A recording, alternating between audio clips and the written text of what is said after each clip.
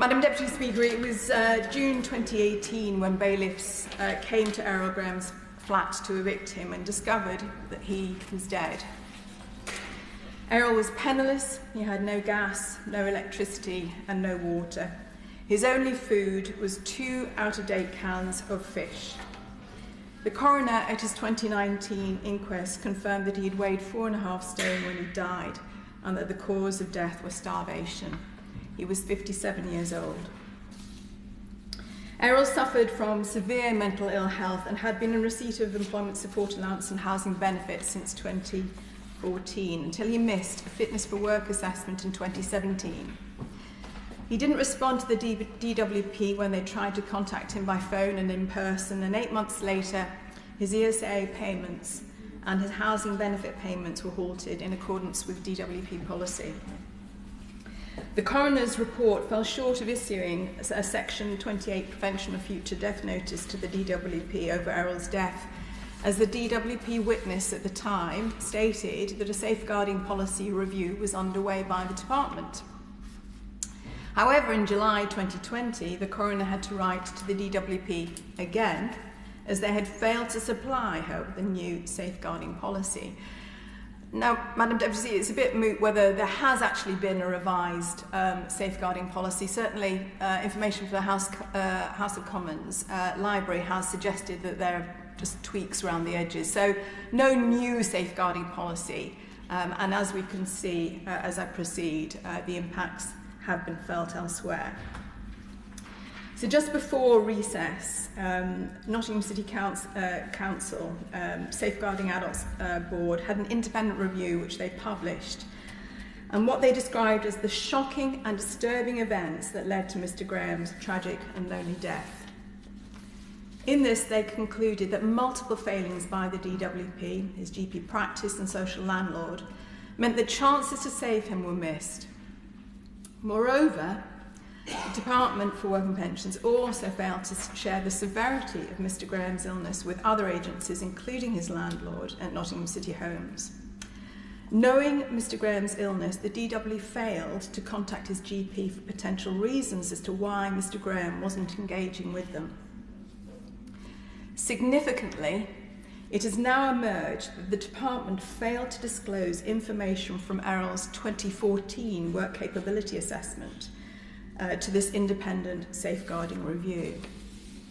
In a communique from Nottingham City on the 17th of May, they stated, Independent Chair of Nottingham City Safeguarding Adults Board, Leslie Hutchinson, said, we can confirm that the 2014 documents were not provided by DWP for consideration by the review author. I will indeed give way. Can I commend the Honourable Lady, Madam Deputy Speaker from Oldham East and Saddleworth for bringing this forward. The Honourable Lady has a compassion and a heart for people who are in trouble, and we commend her for that. And often she brings things which we all add our support to. We witness each day in our offices people who have fallen foul of the DWP, those with extreme health difficulties, people desperate, people at their lowest, and that's just really the fact. That does the Honourable Lady feel that DWP needs to be aware of those who need help, and that DWP staff need to be trained to accordingly to spot those in trouble. It's sometimes a knack, but it is something I believe is important. And is absolutely right. In fact, he was here when we had the previous debate back in February 2020, when we described some of these events, and 3 years on, nothing's changed, Madam Deputy Speaker. And he's absolutely right.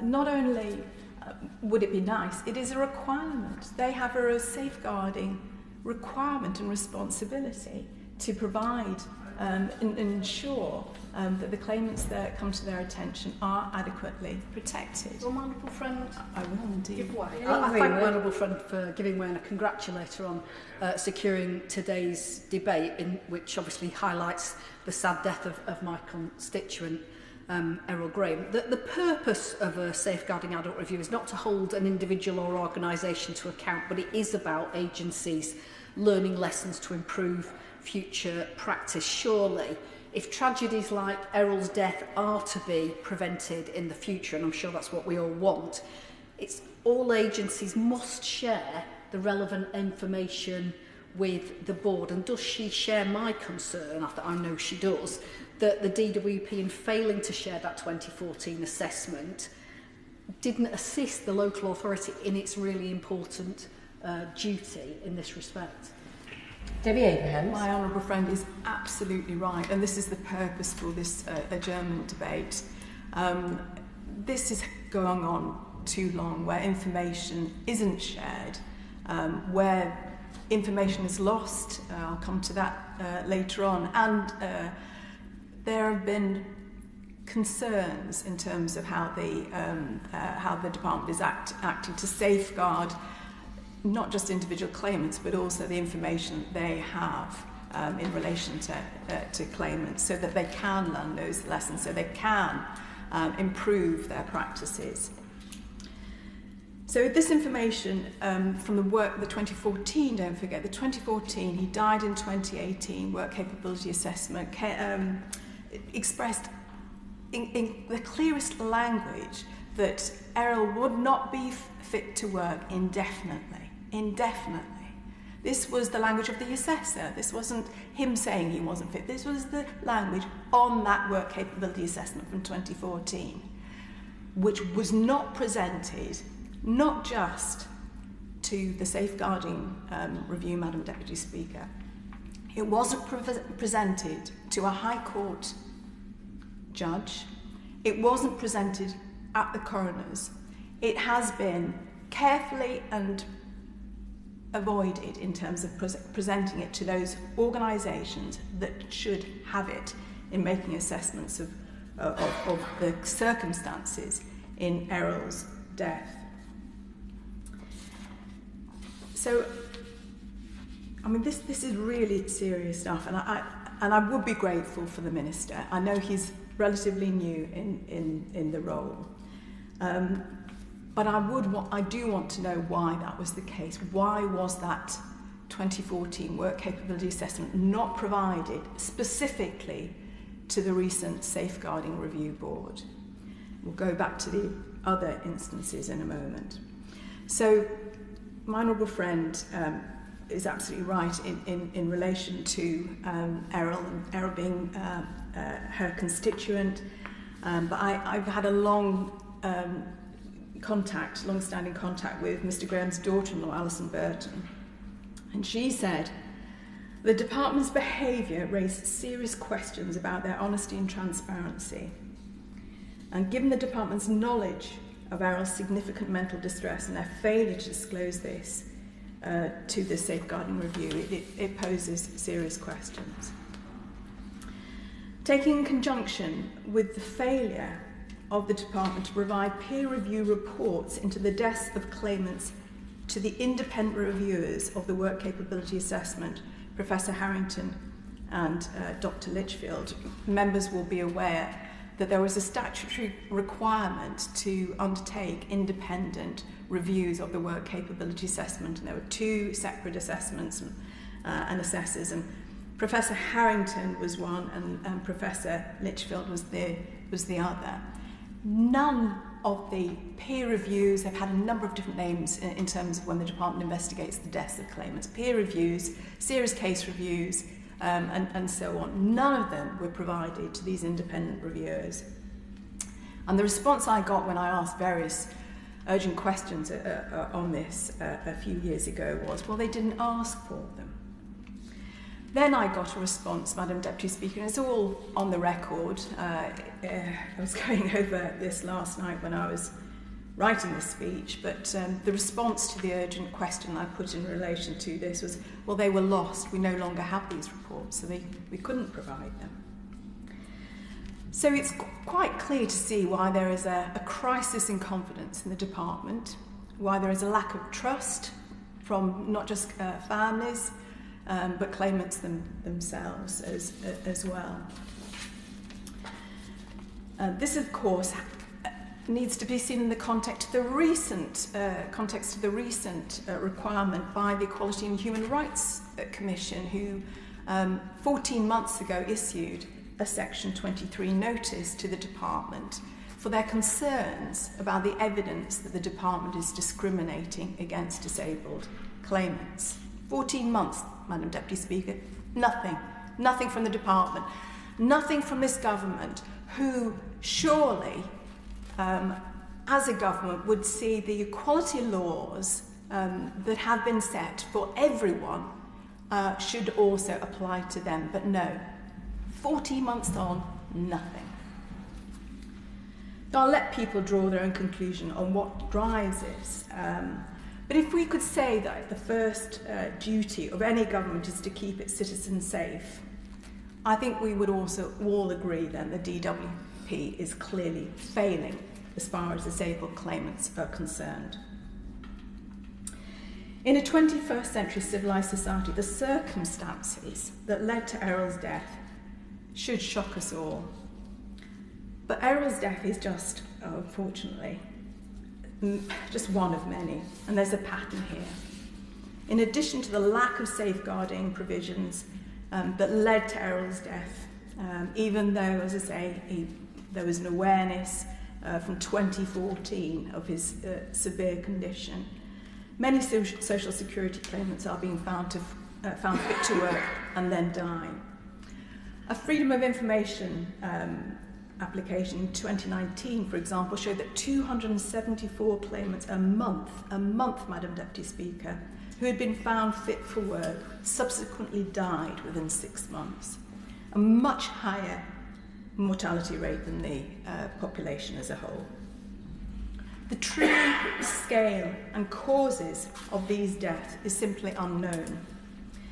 In an answer to a written question I submitted last year, it was revealed that between 2019, so since the inquest into Errol's death, 2019 and June 2022, 140 more claimants were being investigated by the DWP and also 39 serious harms. But that's only what the department are investigating, Madam Deputy Speaker. The National Audit Office and their review in 2020 indicated that it is probably a much higher figure. Errol's story is an example of the department's failure to safeguard claimants and subsequently avoid any form of scrutiny or accountability. Any government that was confident in their policies would be open to scrutiny. But there is a pattern of avoidance by the department, including refusing to provide various reports and data to the Work and Pension Select Committee in which I sit. But I'm going to give the Minister one more opportunity. I have asked this in the past, but I will give the government one more opportunity. Will the government convene an independent inquiry into the scale and causes of the deaths of social security claimants? If he would like to intervene on me, he's absolutely fine. If he wants to, that's absolutely fine. If he wants to include that in his response. Madam Deputy Speaker, the 7 Nolan principles of public life apply to us all, ministers and MPs. 2 of these are openness and transparency. But these principles are unfortunately absent from the Minister's department. In an area like social security, this could not be more important. We need a paradigm shift in our social security system, from one that demonises to one that is supportive and enabling. Disappointingly, I see a re-emergence of the vile circus grandeur narrative from 10 years ago and a focusing on working-age sick and disabled people and social security claimants. And I have to point out, I don't know if there's anybody from the Daily Telegraph, but I saw the shameful editorial last week, which was not only ignorant in some of the assertions that were being made, but I see absolutely disgraceful rhetoric and trying to vilify social security claimants. Just like our NHS, our social security system should be there for any one of us in our time of need, providing dignity and security for all. In conclusion, Madam Deputy Speaker, in 2020 I read from the list of people who we knew had died. And at the time I said, the death of any person as a result of government policy is nothing more than a scandal. For too long, the department has failed to address the effects of its policies. It must now act. Enough is enough. 3 years later, 140 more families are grieving. So when will the government sort this out? Thank you. Lillian Greenwood. Thank you, Madam Deputy Speaker, and I thank my honourable friend for all her work on this issue and the support that she has offered to Errol Graham's family. Errol's death was shocking and disturbing. We can't change what happened, but we can and must learn the lessons. I'm sure all members in this House have experience of supporting constituents who are facing work capability assessments and know that the anxiety that such reviews can induce. I wasn't intending to speak today, but reading again the Safeguarding Adults review prompted me to want to share this. At his inquest, a letter written by Errol was read out. His family believed that he had intended to take it along to the work capability assessment. We don't know that. It's undated and it was never sent. But I think it does give an insight into how he felt, and I hope the House will indulge me if I share it now. It's relatively short. It says, "Dear Sir, Madam, I've had to put in writing how I feel as I find it hard to express myself. I wish I could feel and function normally like anyone else, but I find this very hard. I can't say I have a typical day because some are good, not many, clouded by very bad days. I get up as late as I can so that the day doesn't seem too long. On a good day, I open my curtains, but mostly they stay shut. I find it hard to leave the house on bad days. I don't want to see anyone or talk to anyone. It's not nice living this way. I'm afraid to put my heating on and sit with a quilt around me to keep warm. I dread any mail coming, frightened of what it might be, because I don't have the means to pay, and this is very distressing. Most days I go to bed hungry, and I feel I'm not even surviving how I should be. Little things that people brush off are big things to me. I've come on my own today because I have been unable to share how I feel with anyone because I don't think they would understand. It's made me ill to come here today. It's a big ordeal for me. My nerves are terrible and coping with this lifestyle wears me out. Sometimes I can't stand to even hear the washing machine and I wish I knew why. Being locked away in my flat, I feel I don't have to face anyone. At the same time, it drives me insane. I think I feel more secure on my own with my own company, but wish it wasn't like that. I'm not a drinker and have never been, so don't think that I'm here to abuse the system. Please judge me fairly. I'm a good person, but overshadowed by depression. All I want in life is to live normally. That would be the answer to my prayers. Thank you to all for taking the time to read this letter. I really appreciate it. I don't know how I'll cope when I see you all. I hope I will be okay. Madam Deputy Speaker, I appreciate that the DWP didn't know that this is how Errol felt. Neither did his social landlord and neither did his GP. The coroner concluded that none of them were individually responsible for his death. But the DWP were aware that he had a mental ill health condition. So in his response, I would simply ask the Minister to set out the steps that he is taking now to ensure that other claimants, both those who are currently supported by the DWP and those who might need support in the future, get the support that they need, that they don't have their benefits cut off as a result of their poor mental health and their inability to engage with the outside world and with those very agencies that should be there to support him, because Errol's case is utterly heartbreaking. And as I say, we can't change what happened, but we absolutely must learn the lessons for others and prevent future deaths of this sort. Thank you. Minister Tom Pursley. Thank you, Madam Deputy Speaker, and can I just start by thanking the Honourable Lady and congratulate her for securing this important debate this afternoon. It is, of course, always tragic when a person dies having been in receipt of benefits, and my sincere condolences remain with Mr Graham's family. And I want to assure you, Madam Deputy Speaker, that where there is an allegation that the DWP's actions may have in any way contributed to this outcome, we take it very seriously. And just to begin with, I wanted to just set in context the nature of the recommendations made by Nottingham City Safeguarding Adults Board. 5 recommendations were made. 3 of these were specific to Nottingham City Homes.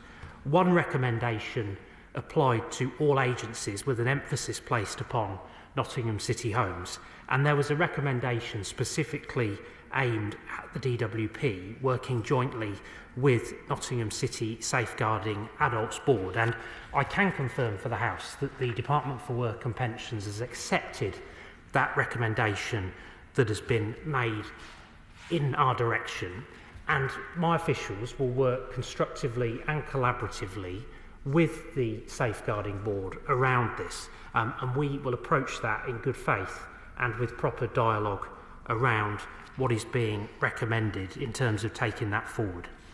I also want to give some background on the case in question. Mr Graham was a claimant in receipt of employment and support allowance until his claim was closed in October 2017, following non-attendance at a work capability assessment. In the interim, he'd not responded to calls, text messages and 2 home visits by the department. Mr Graham had ceased to engage with his family, healthcare and other statutory agencies over a number of years, and was found deceased in his flat in or around June 2018. An inquest into Mr Graham's death was held in June 2019.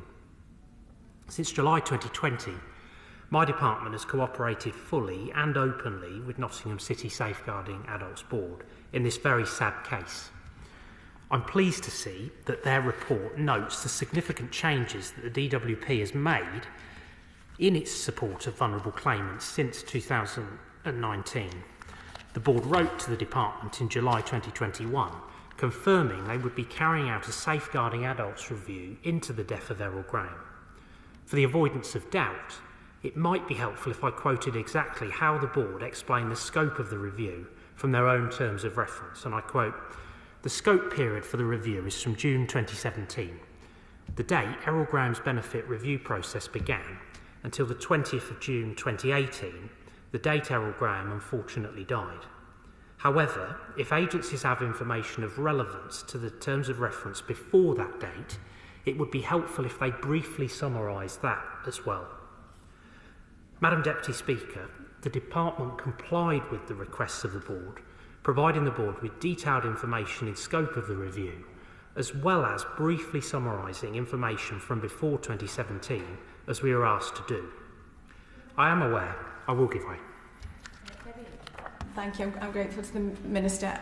He may be coming on to this, and I hope he is. But if not, will he make sure that he responds to my point about why the details of the 2014 work capability assessment weren't made available to the review? So if I am just able to make a little bit of progress around this particular point, I am aware that a journalist has claimed that officials hid information from the board, but that is simply not true. They had no reason to do so. As explained, the board had the information that they requested. The board's published report includes a wording change stating that agencies were asked to provide additional information, not briefly summarise, as in previous versions. This slight wording change could have led to the wrong impression that DWP were asked to provide every single form and document relating to Mr Graham's benefit claim, even those outside the scope of the review. I believe this may have contributed to claims that information was hidden. It is important to note that we know the board extensively reviewed the findings from the 2021 judicial review proceedings, in which a former Secretary of State for Work and Pensions successfully defended a claim in the High Court, challenging some of the decisions made in this case. That judgment referred to the content of a previous work capability assessment of Mr Graham's, and the Safeguarding Board clearly understood from that, and the other information provided, what officials had discovered about Mr Graham's state of mind, it's difficult to see what DWP would have gained by hiding it when the board had stated they had reviewed these findings. Officials continue to engage with the Nottingham Safeguarding Adults Board, and we welcome having further conversations with them if needed. It's important to understand the role of safeguarding adult boards in the context of Mr Graham's case.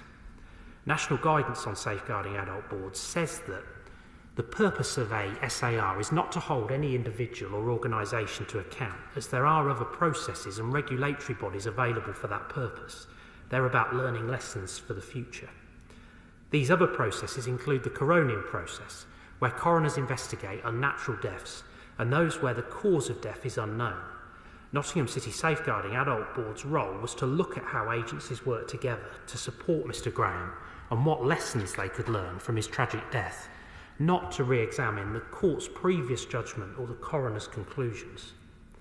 My department's key obligation is to ensure that claimants receive the correct benefit entitlement at the right time. While we do not have a statutory duty of care or safeguarding duty, that does not mean that we don't care. We often need to consider a customer's particular circumstances to provide the right service or ensure appropriate support. We can help direct our claimants to the most appropriate body to meet their needs. I'll gladly give way to it. Can I then ask why the witness to the inquest in 2019 from the department, speaking on behalf of the department, made the point that a new safeguarding policy was being developed by the department, if the government doesn't have a safeguarding policy requirement? I think what I'll do, Madam Deputy Speaker, is to set out the actions that the department is taking around ensuring that our safeguarding obligations are upheld and that we do support claimants in an appropriate way that is responsive to their needs and their circumstances. The concrete actions that we have taken as a department to improve matters in relation to this in recent years reflected on previous learning. And I'd also just like to deal specifically with the point that the Honourable Lady made in relation to holding a public inquiry. That is not something that I'm in a position today to be able to commit to. Clearly, attempted suicides and suicides are very complex issues.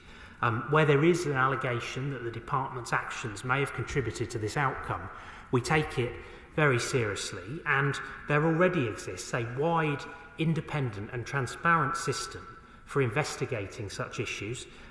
Causes of death are determined by a doctor or coroner, where if coroners identify a risk of other deaths occurring in similar circumstances, they will issue a prevention of future deaths report to highlight this.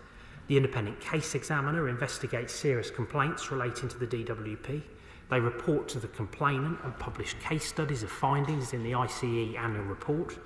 The Parliamentary and Health Service Ombudsman also looks at serious cases and publishes reports on its website.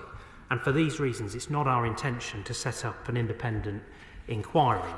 But there are steps that we have taken as a department to improve matters in relation to safeguarding, and I just want to set those out for the House because these have already been implemented to support vulnerable customers.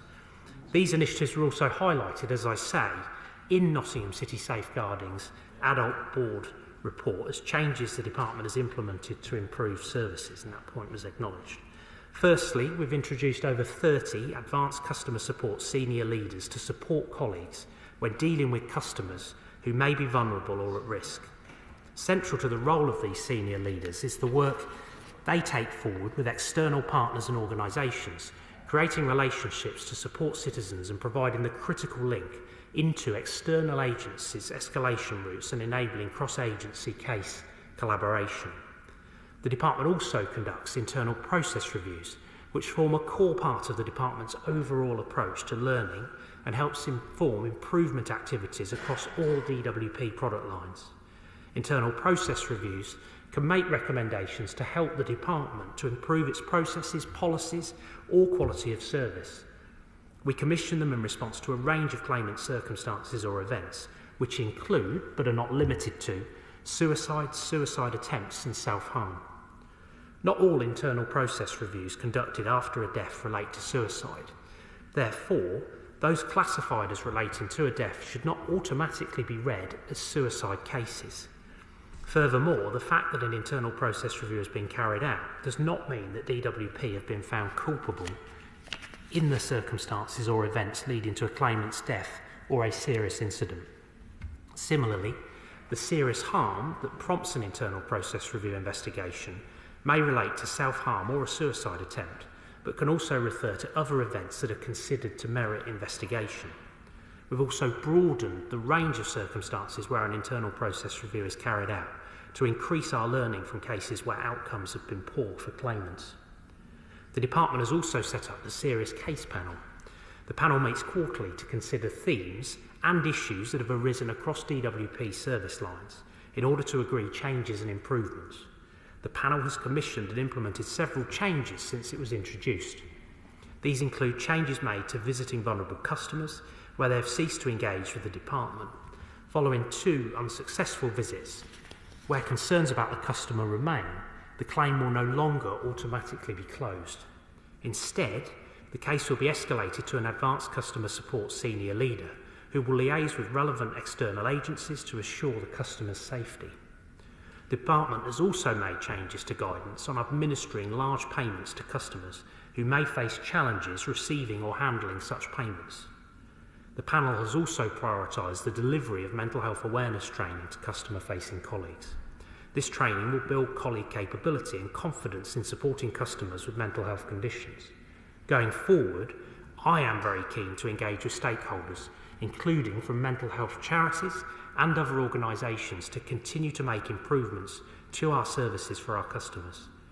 I recently met with Rethink, a mental health charity who are representing the families of some benefit claimants who have passed away, and it is my intention to organise a future meeting with a representative member of the families in partnership with Rethink.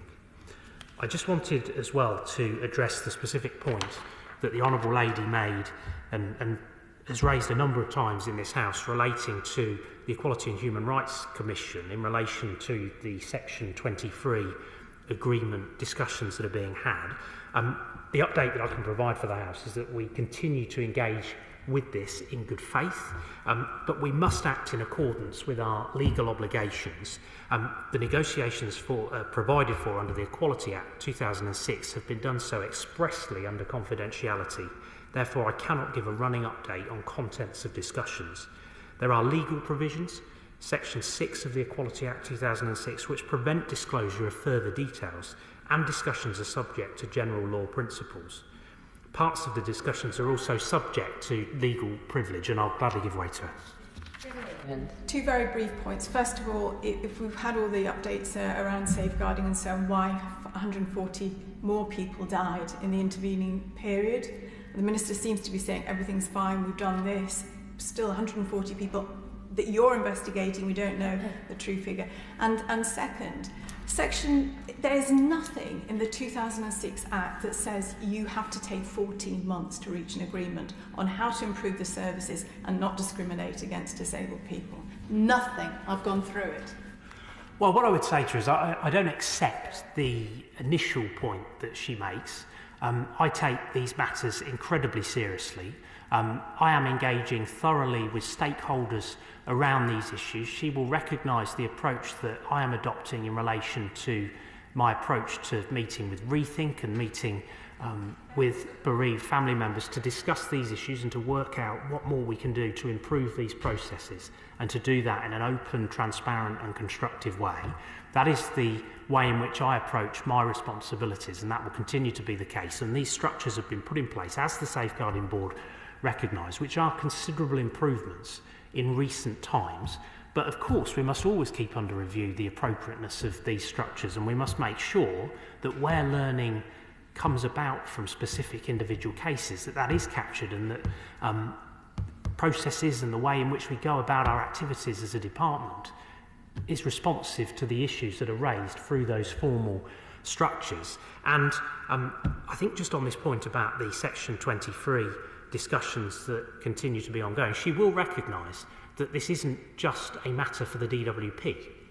These are discussions that are going on between two parties, and both sides need to act in good faith in reaching conclusions. And it's right that we do that in response to that commission from the EHRC, and that we do that in a way that is compatible with the requirements under the Equality Act. And that is what we will continue to do. And as I've said before, when I have a substantive update to be able to provide to the House, I will do that. That is an undertaking that I've made and which I reiterate again today. Because it would be inappropriate for the Department to discuss the contents of what may or may not be included within any agreement, or the contents of any information which may be published in future whilst confidential discussions are ongoing. My department strives to be a learning organisation, continually seeking to better understand the experiences of our customers and any challenges that they may face in their interactions with us. We are committed to using this learning to develop our systems and processes and to make improvements to the experience of our customers. In fact, that underpins all the work that we are doing through our white paper reforms to make sure that people have a better experience of the journey within the benefits system. This will ensure we provide benefits in a more flexible... I will gladly give way. I thank the Minister for giving way, and I've listened with interest to what he said. As a result of the changes that the Department has made, is he confident that no one else would face the same position Errol faced, where he disengaged? No one denies that he wasn't engaging with his GP, with his housing provider, or with the DWP, but the tragic fact is that he starved to death as a result of that failure to engage. Now, I know he described that if there were 2 failed safeguarding visits, there's now a new layer. But is he confident that someone whose mental ill health prevented them from engaging, as is set out so clearly and poignantly in that letter, that they wouldn't face the same position of where their benefits were withdrawn and they starve to death as a result of having nothing to eat in a freezing cold home with no utilities connected? I think it's impossible not to be incredibly moved by what happened to Errol Graham and to be incredibly concerned about what happened to Errol Graham. And I know that both ministers and officials within the department are absolutely determined that the learning that comes out of this case, that is reflected through the recommendation that's been made to us by the Adult Safeguarding Board, must be acted upon, that we must continue to consistently ensure that where issues are highlighted that require improvement, that we take the steps in reality in terms of our processes to make sure that that follows on. And I think it is significant that there are those checks now that ensure that people's cases are not suspended or terminated when they haven't heard back, and that we have got those senior customer service leaders who work on a cross agency basis to make sure that people are properly supported. They were the right steps to take. They've been informed by cases like this, and I think it is right that we continue to constantly monitor the circumstances that our claimants have, their needs and understanding their needs, that we improve the journey through the benefit system more generally wherever there is an opportunity to do that. And that's why I am passionate about, for example, the reforms that we've announced through the white paper, and matching expert assessors with particular conditions, monitoring fluctuating conditions more effectively, and just ensuring that people have the smoothest possible journey when it comes to their experience and their interactions with the DWP and the system. And she absolutely has my undertaking today that we will continue to learn, and that we will, of course, continue to make sure that all of our processes are fit for purpose, and that they are kept under review, and that where changes are required, we make those changes. And that's the constructive spirit with which I'm approaching, for example, the conversations with Rethink, who particularly have a real insight around mental health conditions, about what more we can do to try and make sure that our processes are responsive to those with mental health conditions. And in fact, I know that Rethink participated in some engagement only yesterday with my officials. On that very final one, Madam Deputy Speaker, I hope. Rethink are also calling for an independent public inquiry into these deaths. Will he also be supporting that campaign from Rethink? So the position in relation to a public inquiry is the position that I set out earlier. But within the existing processes that we have and transparency around those existing processes, I am keen to hear from Rethink and other charities about what more they think we can do or where they think there are areas for improvement within those processes, and I very much approach those conversations in that spirit.